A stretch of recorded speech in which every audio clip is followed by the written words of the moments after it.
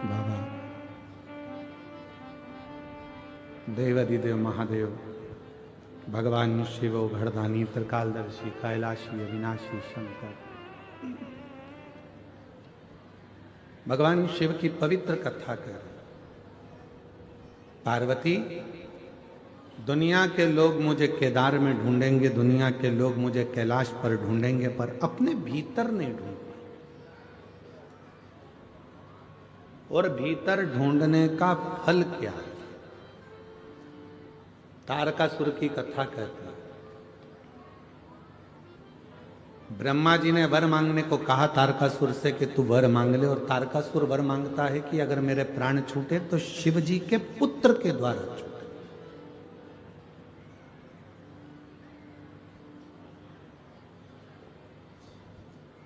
मांगा क्या कि भगवान शंकर के बेटे के द्वारा मेरे प्राण छूटे।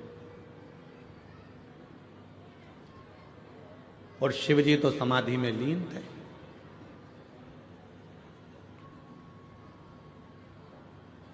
क्यों? क्योंकि सती माता ने अपने प्राणों को त्याग दिया।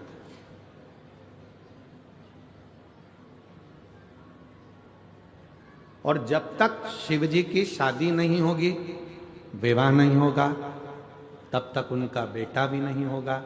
और तारकासुर शंकर भगवान का इतना बड़ा उपासक था, शिव की इतनी भक्ति करता था तारकासुर कि शिव जी को अकेले नहीं देखना पसंद था। वो सोचता था माँ इनके साथ में रहे, या तो माता सती इनके साथ रहे, या इनकी अर्धांगिनी इनके साथ में रहे तो मुझे। पर अब सती मैया तो जलकर भस्म हो गई।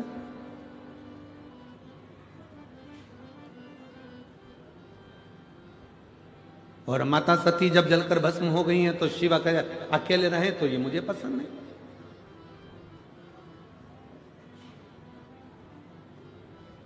भगवान को अकेले कैसे रहे?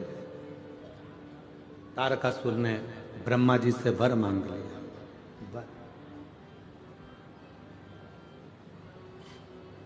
और हुआ, मां जगत जननी पार्वती जी के साथ भगवान देव अधिदेव महादेव का मंगल विवाह पक्का हुआ।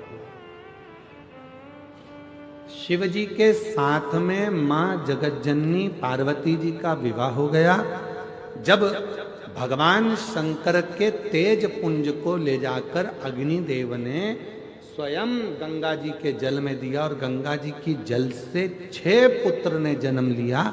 कृतिकाओं ने वो 6 पुत्रों को एक कर दिया, तो धड़ तो एक हो गया शरीर, पर मुख 6 हो गए। कृतिकाओं ने उसका सुंदर स्वरूप देखा तो उस बालक का नाम कार्तिकेय रख दिया। और जब कार्तिकेय तारकासुर का संहार करने के लिए गए तो मां जगत जननी पार्वती जी देख रही थी।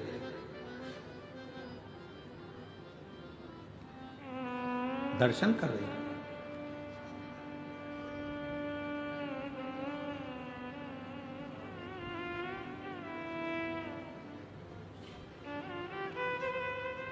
रोका कार्तिकेय को, रुको जरा कार्तिकेय।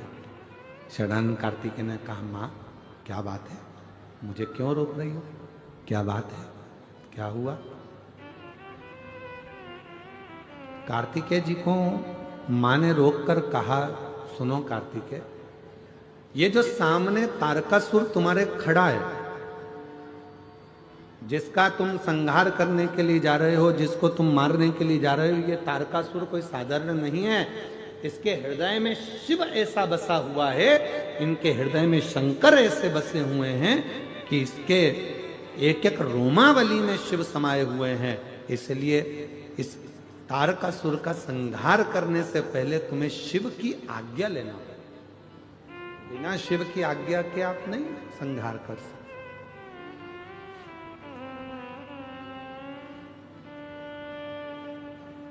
कितना भी प्रयास कर लेना, शिव महापुराण की कथा में आप पहुंच ही नहीं सकते जब तक मेरे देव अधिदेव महादेव खुद तुमको इशारा कर ना बुला ले, तब तक तुम कथा में नहीं आ सकते। आप नहीं पहुंच पाएगा। मेहमान आ जाएंगे, रिश्तेदार आ जाएंगे, नातेदार आ जाएंगे, कुटुंब आ जाएगा, कुबीला आ जाएगा, कोई ना कोई आ जाएगा, हम बड़े प्रसन्न होते हैं। अभी जैसे कच्चे वाले जितेंद्र जायसवाल जी आ गए, खंडेलवाल जी आ गए, वो बालोद वाली नगर पालिका अध्यक्ष हैं प्रतिभा जी वो भी आई हुई हैं। ऐसे जब ये लोग कथा के अंतर्गत जब पहुंचते हैं तो हम लोगों को साधुवाद देते हैं कि कहीं ना कहीं शिव जी की आप पर बड़ी करुणा है, जो आप प्रत्येक कथा में बाबा के शरणागति में पहुंचकर दर्शन लाभ ले लेते हो और वहां की मिट्टी को अपने मस्तक चढ़ा लेते हो। ये कृपा है शिव जी की। और केवल यही नहीं, श्री विजय प्रसाद तिवारी जी भी एक कथा नहीं, कम से कम 2-3 कथाओं में विजय प्रसाद तिवारी जी भी लगभग पहुंचे और कथाओं में पहुंचकर वहां पर प्रणाम करा, नमन करा और जाते रहे। और साथ में उनके सुपुत्र भी आते रहे, वो भी आते रहे। महाराज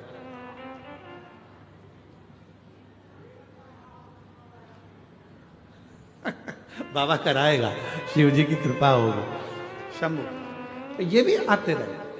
तो जब तक उसकी कृपा ना हो, जब तक वो करुणा ना करे, जब तक वो दया ना करे, तब तक दुनिया का कोई व्यक्ति शिव महापुराण की कथा में पहुंच ही नहीं सकता। सभी कथाओं में जाना सरल है। श्रीमद् भागवत कथा में पहुंच जाओगे, श्री रामचरितमानस में पहुंच जाओगे, गीता जी में पहुंच जाओगे, विष्णु पुराण में पहुंच जाओगे, नर्मदा पुराण में पहुंच जाओगे, अग्नि पुराण में पहुंच जाओगे, लिंग पुराण में पहुंच जाओगे, नारद पुराण में पहुंच जाओगे, भविष्य पुराण में पहुंच जाओगे, नरसिंह पुराण में पहुंच जाओगे, नारद पुराण आदि पद्म पुराण, जितनी पुराणे हैं सारी पुराण में जाना सरल है और शिव महापुराण में जाना कठिन है। क्यों? क्योंकि ये वो पुराण है, शंकर भगवान उसी को कथा में बुलाते हैं जिसको शंकर भगवान को देना होता है, वरना बुलाते ही नहीं।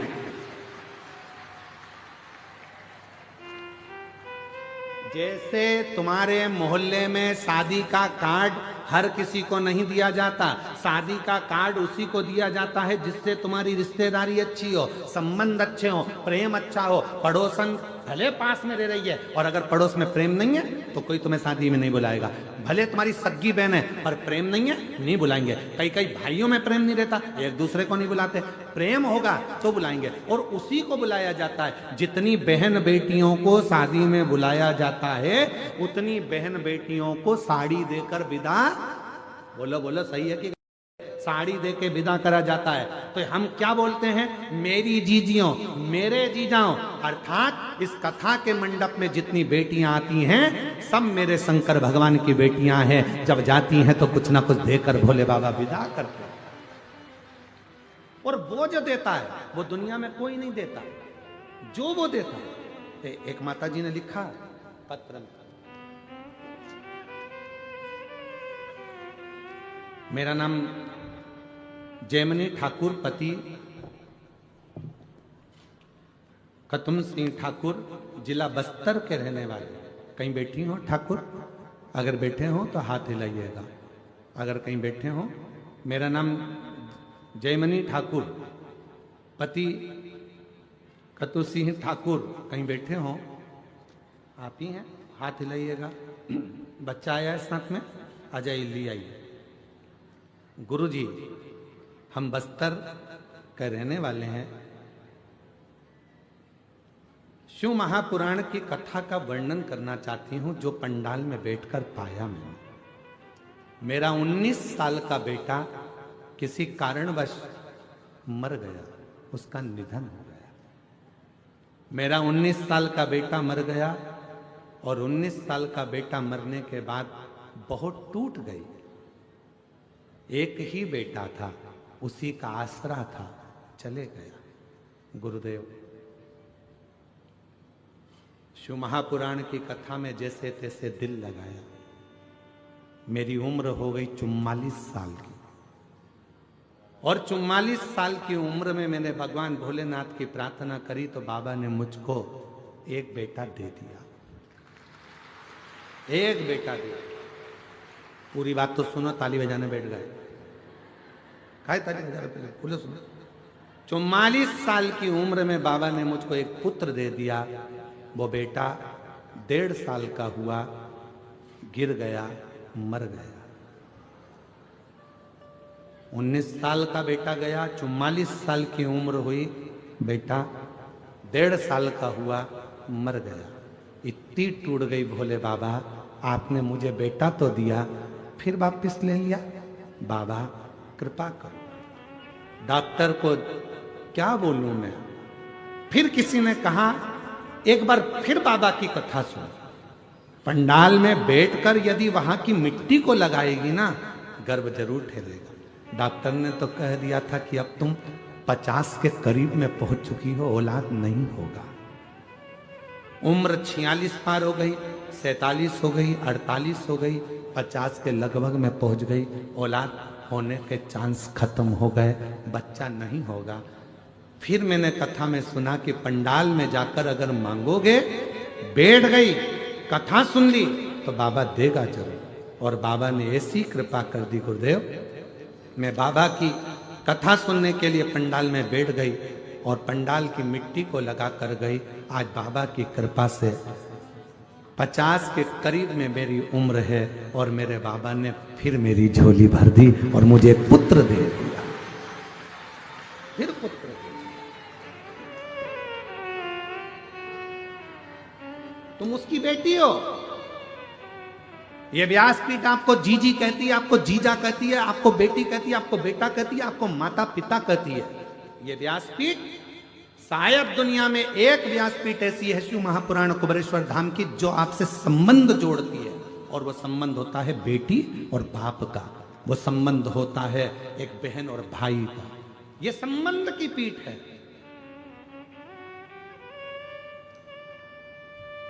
झारखंड में बाबा वैद्यनाथ जी विराजमान है, जिनको देवघर कहा जाता है। क्या कहते हैं उसको? देवघर। वहां देवघर कहलाता है, पर सीहोर का कुबेरेश्वर धाम देवघर नहीं, बाबा घर कहलाता है। वहां हमारे बाप का घर है, वहां बाबा घर है, हमारे पिता का घर है, वो मायका है हमारा। आप आते हो, कथा के पंडाल में बैठ जाते हो, लोगों को लगता है कि कथा में सुनने के लिए नहीं, इतनी पुराने होती, इतने शास्त्र होते हैं, सुनने के लिए लोग वहां जाते हैं। शिव महापुराण की कथा में सुनने के लिए नहीं आते। शिव महापुराण की कथा में तो अपने बाप को अपना हाल कहने के लिए आते हैं कि पिताजी मुझे ये तकलीफ है, वो दुख मिटा। 46 साल की उम्र से भी ज्यादा मेरी उम्र हो गई गुरुदेव, और बाबा ने ऐसी कृपा कर दी कि सोचा नहीं था। डॉक्टरों ने मना कर दिया था कि तुम कभी मां नहीं बन सकती, और बाबा ने मुझे मेरी गोद में बेटा दे दिया। जोरदार अब ताली बजा, अब शादी हुआ है।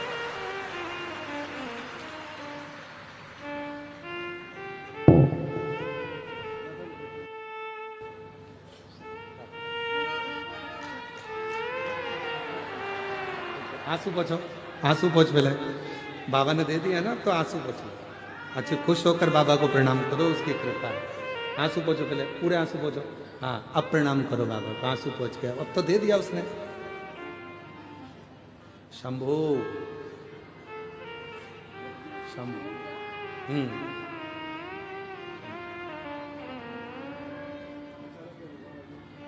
बाबा शंभू ले बेटा।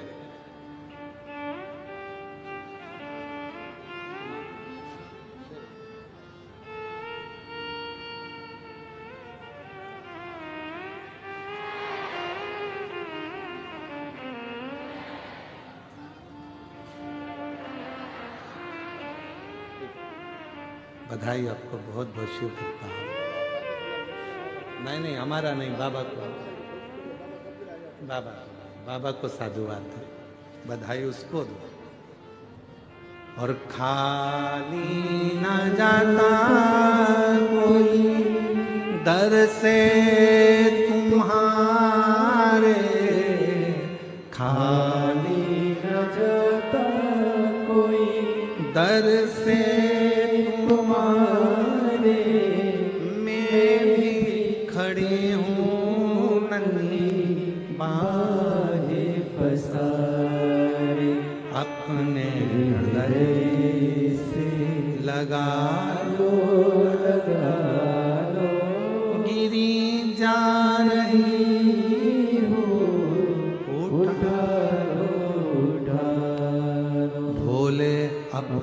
दर से अब तो न टालो, गिरा जा रहा उठा लो।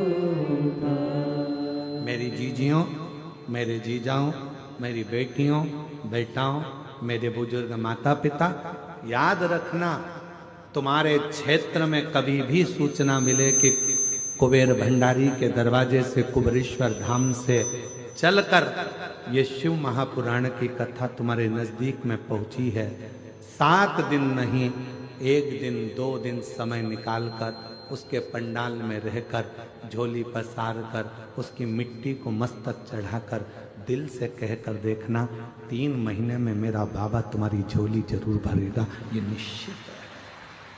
संबंध है उसका। आप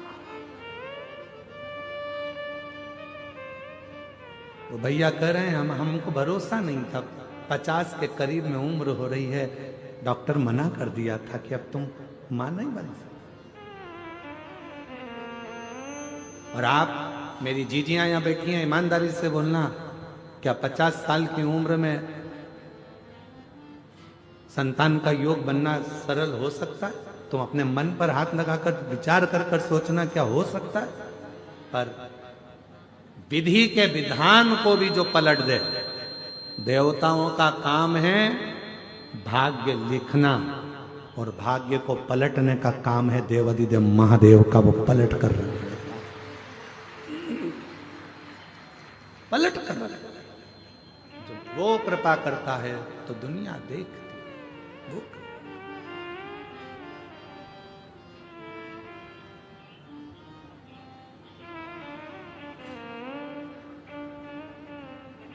महाराज शिव कह रहे तारकासुर को मारने के लिए षडानंद कार्तिकेय जा रहे हैं। पार्वती जी ने शिव जी के पास कार्तिकेय जी को भेज दिया, जाओ भगवान देवाधिदेव महादेव की आज्ञा लो तारकासुर को मारने के। यदि तारकासुर को मारना है तो पहले शिव की आज्ञा। शंकर का कोई भक्त है, उस पर इल्जाम लगाना सरल है, गाली देना सरल है, उसको अपशब्द कहना सरल है, उसकी निंदा करना सरल है, उसकी बुराई करना सरल है। पर याद रखना, शिव भक्त की तुम निंदा कर सकते हो, बुराई कर सकते हो, उसके लिए गलत गलत बोल सकते हो, पर वो शिव भक्त पलट कर जवाब नहीं देगा। उसका जवाब एक दिन ऐसा समय का चक्र घूमेगा कि वो महाकाल पछीट पछीट कर जवाब निकालवाएगा कि तूने क्या बोला और कैसे। ये शरीर की हाथ की उंगलियां भी काम नहीं करेंगी, नेत्र काम नहीं करेगा, जिह्वा काम नहीं करेगी, श्रवण शक्ति काम नहीं करेगी, पांव काम नहीं करेगी। बहुत किसी से मत डरो, ना गुरु से डरो, ना परमात्मा से डरो, ना शास्त्र से डरो, ना वेद से डरो, किसी से मत डरो, पर अपने कर्म से डरना। कर्म का भोग तो परमात्मा को भी भोगना पड़ता, भोगना पड़ता। कर्म से डरना मत, ऐसा कर्म कर जाना कि जिंदगी में तुम भी रो और तुम्हारी औलादें भी जीवन पर्यंत रोती रहे। रोती, कुछ अच्छा कर, मत बुरे कर्म कर बंदे वरना पछताए, भगवान की आंखों से तू बच नहीं पाएगा, तू बच नहीं पाएगा। अरे ओ अज्ञानी मत करना नादानी, अरे ओ अज्ञानी मत करना नादानी। 3 दुनिया में 3 उपहार सर्वश्रेष्ठ है। 3 उपहार दुनिया में सर्वश्रेष्ठ। पहला जो भगवान ने आपको दिया, आपके चेहरे की प्रसन्नता। किसी को कुछ नहीं दे सकते, और तुम्हारे पास देने के लिए कुछ भी नहीं है, तो अपने चेहरे की थोड़ी सी स्माइल, थोड़ी सी प्रसन्नता दे दीजिए। चेहरा खुश दिखेगा तो सामने वाले को अपने आप उपहार मिल गया, समझ लेना, सब कुछ मिल। 3 उपहार हैं जो दुनिया वाले को परमात्मा ने दिए हैं। पहले नंबर का आपके चेहरे की प्रसन्नता, वो केवल मनुष्य को दिए। मुस्कुरा लो, हंस लो। हमने पहले भी कथा में कहा था, हंस लो इन दांतों से खिल खिला के, नहीं तो एक दिन गिर जाएंगे हिल हिला के।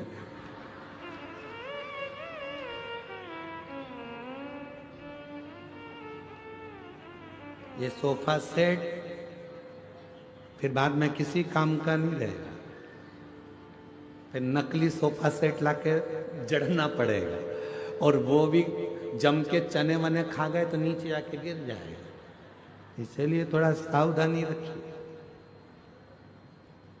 3 दुनिया के लोगों को मेरे भोले बाबा ने 3 उपहार दिए हैं देने के लिए। पहला है चेहरे की, बोलो बोलो जम के, प्रसन्नता। दूसरा उपहार है आपके मुख की मीठी वाणी। यह भी दुनिया का सबसे श्रेष्ठ उपहार है। किसी को कुछ नहीं दे सकते, मीठा बोलकर उसका आदर कर लो। दुनिया की सबसे बड़ी दौलत आपने दे दी, समझ लो, सबसे बड़ी दौलत। अभी तुम यहां बैठे हो, जरा सा टेढ़ा आड़ा बोल के देखो, गुस्से में तुमने अपशब्द कर दिया, गाली दे दी, आड़ा टेढ़ा कर दिया। ध्यान, एक दिन ये दांतों ने जिह्वा से कहा, 32 की 32 दांतों ने जीवान से कहा, जिह्वा से कहा, हे मेरी जिह्वा बहन, कृपा करना तो किसी को आड़ा टेढ़ा मत कह देना। ए जिह्वा बहन, तो किसी को आड़ा टेढ़ा, जिह्वा ने दांतों से कहा। दांतों ने जिह्वा से कहा। दांत जिह्वा से कहते हैं, जिह्वा दांत से कहती है, जिह्वा कहती है दांतों से, ए मेरे 32 भाइयों, मैं बहुत कोमल कोमल तुम्हारी बहन हूँ, सीधी सादी तुम्हारी बहन हूँ, मुझे काट मत देना। मैं तुम्हारी 32 भाई की एक ही बहन हूँ जीवान, तुम मुझे काट मत देना। तो 32 भाइयों ने कहा, बहन तू चिंता मत कर, हम तुझे कभी नहीं काटेंगे, पर तू हम पे कृपा करना, किसी से आड़ी टेढ़ी मत बोल देना, नहीं तो एक ही में पूरा भाई की भाई निपट जाए। 32 की 32 बात, तू कृपा कर, तू दया कर।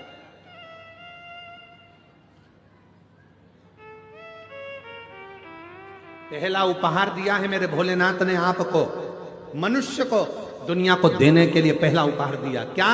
चेहरे की प्रसन्नता। हंस लो इन दांतों से खिल खिला के, नहीं तो बाद में निकलेंगे हिल हिला के। बहुत बुरी हालत। और दूसरे नंबर पर उपहार दिया है मेरे भोले मामा ने आपको मीठी वाणी। जितना प्रेम से बोल सकते हो, किसी को धन नहीं दे सकते, दौलत नहीं दे सकते, अच्छे से व्यवहार कुछ नहीं दे सकते, तो अपनी मीठी वाणी से बस उसको प्रेम से बोल लो, वो भी उपहार है। और महाराज, तीसरे नंबर का उपहार भगवान भोलेनाथ ने जो दुनिया को दिया है, वो है सम्मान करना, आदर करना, सत्कार करना। कुछ मत करो, किसी को कुछ नहीं दे सकते तो आदर दे दो। आओ भैया जी बैठो, भाभी जी कैसे हैं, भैया ठीक हैं, काका जी ठीक हैं, काकी जी ठीक हैं। ये आदर के शब्द एक दूसरे को देना प्रारंभ कर दो। सुबह से उठो, सास से कितना भी झगड़ा हो तो भी उससे प्रेम से आदर पूर्वक बात करो। और सास से निवेदन है, बहू कितनी भी गलती करे उसकी गलतियों को माफ कर कर बेटी जैसा आदर देकर उसको गले लगाना प्रारंभ करो। वो आदर का संस्कार, वो आदर का संस्कार। ये 3 उपहार हैं जो मेरे भोले बाबा ने दुनिया के लोगों को दिए।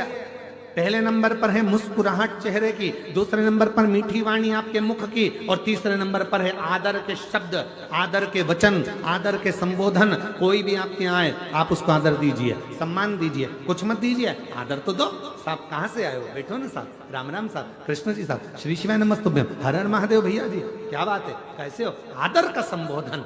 घर में आए हुए ना जाने कौन सा पुण्य करा होगा जो तुम्हारे यहाँ कोई आ रहा है। अगर पुण्य भी नहीं होता तो कोई किसी के यहाँ जाता भी नहीं। कौन सा पुण्य करा?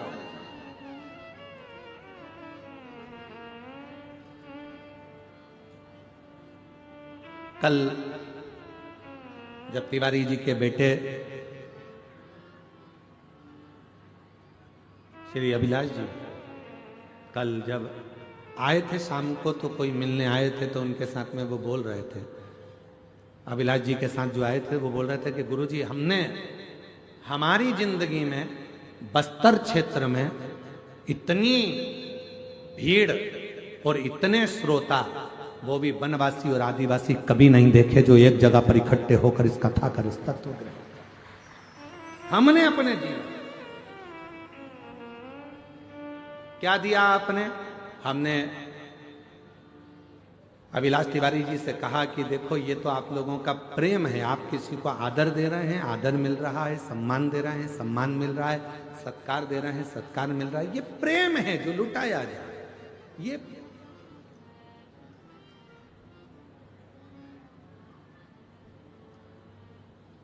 रामचरितमानस, रामायण किस किसने देखी है, किस किसने सुनी है, किस किसने पढ़ी है? हाथ उठाओ जरा।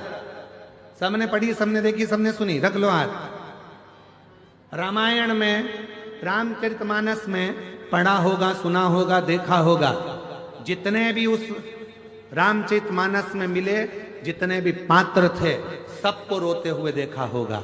दशरथ जी भी रोए थे अपने पुत्र के वियोग में, कौशल्या मैया, कैकेयी मैया, सुमित्रा जी भी रोई थी दशरथ के वियोग में, भरत जी रोए राम जी के वियोग में, राम जी रोए अपनी मैया और पिता के वियोग में, माँ जानकी जी भी रोई, जनक जी रोए अपनी बेटी की दशा देखकर, केवट निषाद राज रोए, यहाँ तक गिद्धराज जटायु भी रोए, यहाँ तक लंका का राजा रावण अपनी औलाद के लिए रोया, मंदोदरी भी रोई।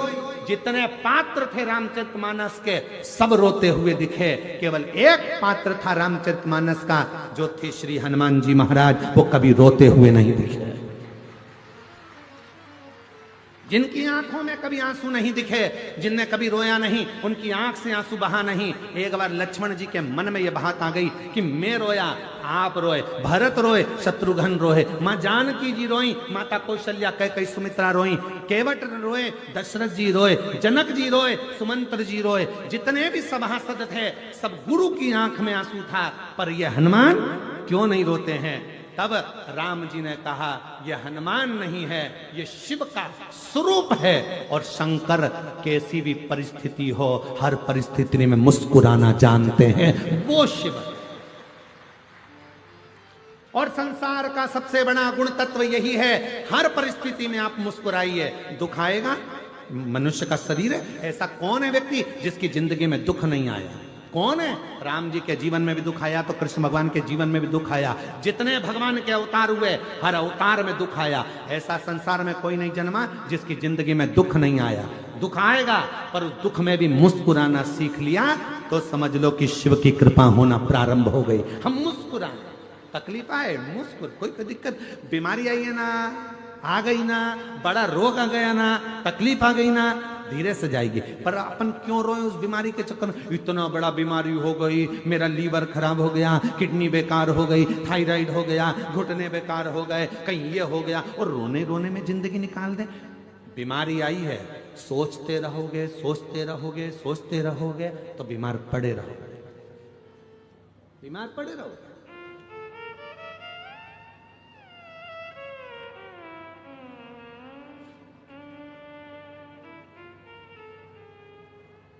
एक बात हम आपको कभी नहीं बोले, आज हम बोलना चाहेंगे।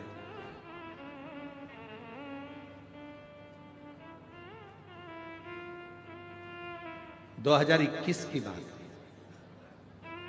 एक लड़की हरियाणा की एक बेटी अपनी मम्मी को लेकर पापा के साथ आई। मम्मी पापा दोनों थे। उस बेटी ने कहा, गुरुजी 2021 का चरित्र, हम बाबा के धाम पर थे, कुबरेश्वर धाम पर। मेरी मम्मी को कैंसर हो गया और डॉक्टर ने लास्ट स्टेज का बोला। हमने कहा, मम्मी को मालूम पड़ गया? हाँ, बहुत रोती है, बहुत। ठीक है, ऑपरेशन का बोला है क्या?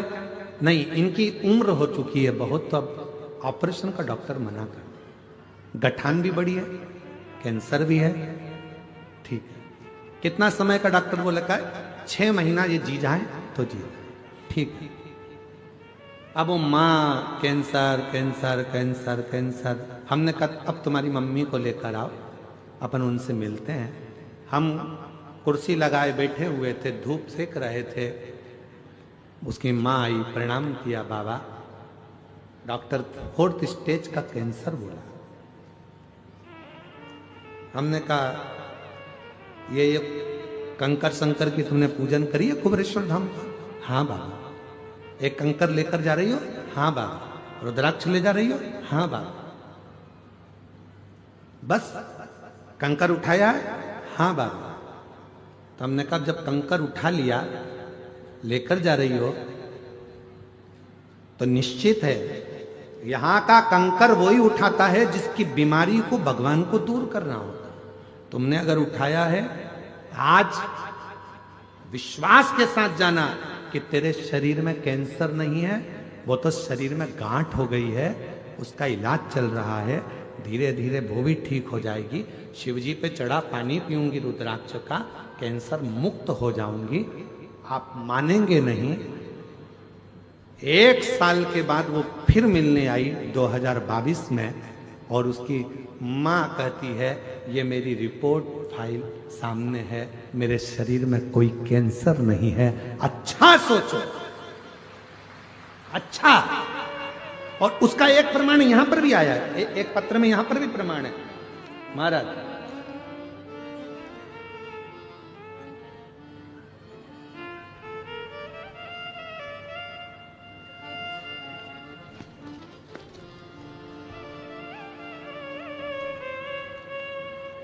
मेरा नाम मनीषा ठाकुर है, मेरे पति का नाम राजेश ठाकुर है।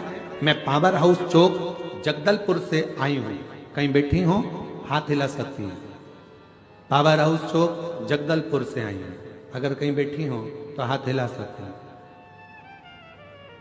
मेरा नाम मनीषा ठाकुर, मेरे पति का नाम राजेश ठाकुर। मैं पावर हाउस चौक जगदलपुर से आई हूं।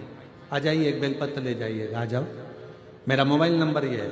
1 लोटे जल का क्या वर्णन करूं। मेरे पति को अचानक पेट में दर्द हुआ, खून की उल्टी होने लगी। जब खून की उल्टी होने लगी, हम लोग उनको तुरंत MPM हॉस्पिटल लेकर गए। तुरंत ICU में डाल दिया गया। फिर डॉक्टर ने बताया कि इनका लीवर पूरी तरह से डैमेज हो चुका है और लीवर काम नहीं कर रहा है, इसलिए खून की उल्टियां हो रही हैं। इनका ऑपरेशन करना पड़ेगा अभी की अभी। हमने डॉक्टर से कहा, कुछ दिन तो दो। पैसा कितना लगेगा? 50 लाख के करीब में इसका खर्चा है, पूरा मिलाकर 50 लाख रुपए लग सकते हैं। इतना मिलाकर 15 दिन का टाइम मांग लिया। डॉक्टर साहब 15 दिन दे दीजिए। 15 दिन का टाइम दिया। हम वापिस आएंगे, आप दवाई दे दीजिए, कुछ इलाज कर दीजिए। लीवर पूरा डैमेज हो चुका है, काम बिल्कुल नहीं कर रहा है, जल्दी से जल्दी करना पड़ेगा। इतना पैसा तो इकट्ठा करने के लिए जाना पड़ेगा ना गुरुदेव। तब हम डॉक्टर से टाइम लेकर हाथ पैर जोड़े और पैसा कहां से लाएं, 15 दिन रखे। फिर हम डॉक्टर से टाइम लेकर आ गए। 15 दिन तक हॉस्पिटल में रखा, इलाज चलता रहा, पर लीवर काम नहीं कर रहा। फिर हमने छुट्टी मांगी, लेकर आए। दवाई लेकर जब हम आ गए, किसी ने बताया, आस्था चैनल पर पंडित जी कथा शिवपुराण की आती है, मैं उसी दिन से टीवी पर शिव पुराण देखने लगी। रोज मंदिर जल चढ़ाने जाती और रोज जल चढ़ा के बेलपत्र लाकर अपने पति को दे देती। 3 महीना के बाद फिर लेकर रायपुर गए चेकअप कराने। डॉक्टर ने चेकअप करके बताया इनका लीवर काम करने लगा है, ऑपरेशन